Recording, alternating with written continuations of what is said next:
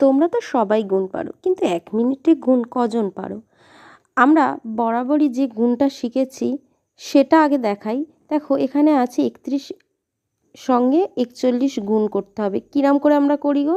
আমরা প্রথমে এরকম করি, 1 একে 1, 1 এ 3 3, আর এখানে গুণ লিখে তারপর 4 একে 4, 4 3 12। এবার কি করি? এবার আমরা এখানটা যোগ করি, যে 1 7, মানে 4 আর 3 যোগ করলে 7, আর এটা 2, এটা 1। কিন্তু আমাদের এইসব করার দরকার নেই। ভালো করে দেখো, এটাকে আমরা কিভাবে করব? আমরা এই যে নিচে যে একটা দেখছো, এই রকম 1 থাকলে আমরা 1 বসিয়ে দেবো। এরপর এই যে এখানে 3 আর 4, এখানে আমরা এই 3 আর 4কে শুধু যোগ করে বসিয়ে দেবো 7। এরপর কি করব? এরপর 3 আর 4কে গুণ করে এখানে বসিয়ে দেবো 12। তাহলে উত্তর হলো